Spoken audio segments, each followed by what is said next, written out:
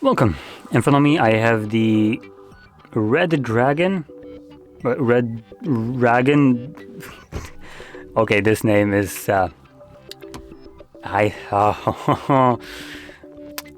anyway, I'm just gonna go over the product name then.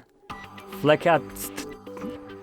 Goodness, do you make these names specifically to annoy people that can't pronounce this crap? Anyway, this is the pro version of whatever that is here, and I'll go over unboxing along with a quick look at the keyboard itself. So, without further ado, let's just pop it straight open.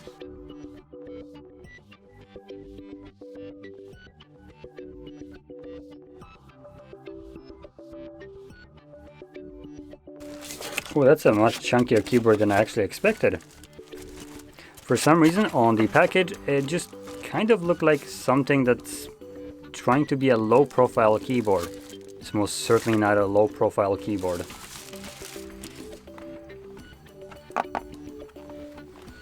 Anyway, just plop that here. Oh, right, there is one more thing here, which is... I'm gonna check that out in a second. So we got a cable, so we can connect it. Got a keycap puller. And we got those switches. Ah, yes. So we have replaceable switches. Now, what the hell are these supposed to be?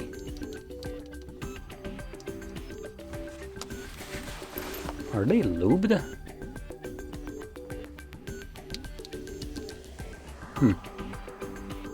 I don't think they're lubed, but they sound like they are. Just, I don't know if the microphone will pick it up, but I'll try to.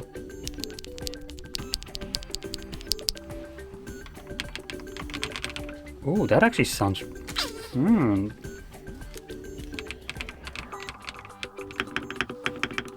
Yeah, this sounds like a lubed keyboard. Now, honestly, the sound profile of it's not that bad.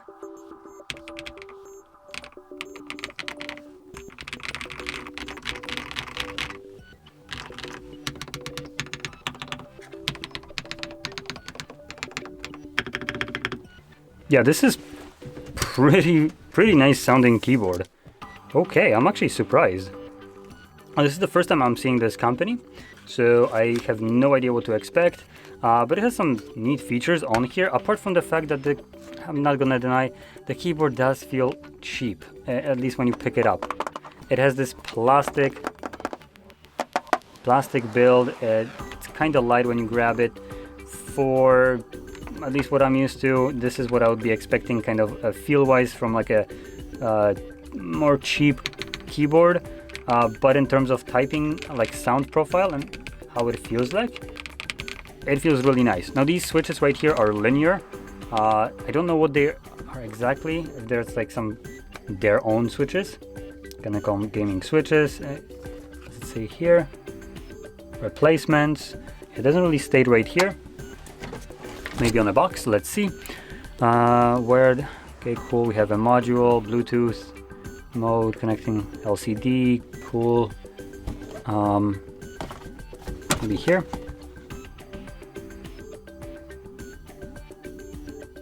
Nope, they don't say much about the... Yeah, they don't say anything about the switches here.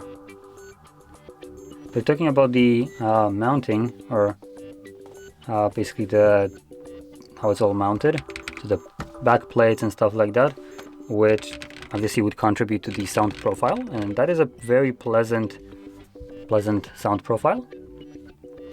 So yeah, not much info about these switches. Like I said, I think they're just some proprietary, their own linear switches that they have, but all in all, the keyboard sounds really nice. It feels pretty cool. We do have a knob right here, which does have a tactile, like ridges right here, so it does. Not sure if you can hear about it. So it kind of acts like has a mouse wheel feel. And here's the LCD display. Now, I don't know if this is wireless. It is, so I should be able to just flip it on. And there we go. So you can see it's trying to pair right now. guess I'm gonna bring out my phone. I don't have Bluetooth on my device, on my computer, so unless I'm just gonna do it this way.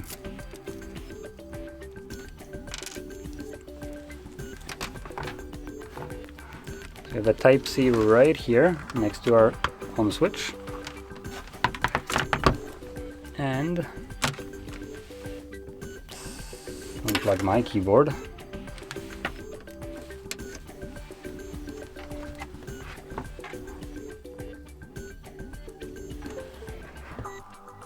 Okay, so it's telling me the time, though the time is absolutely incorrect. What else is telling me here? Now, I do want to point out that this is not necessarily the best quality screen. It's a cool thing that you might have. Oh boy, that's a big yikes. Okay, so you can quickly switch colors right here with that display. See what else we get. Oh, language. Oh, there we go. Cool. So we do have English. And it's actually pretty easy to access, as you can see.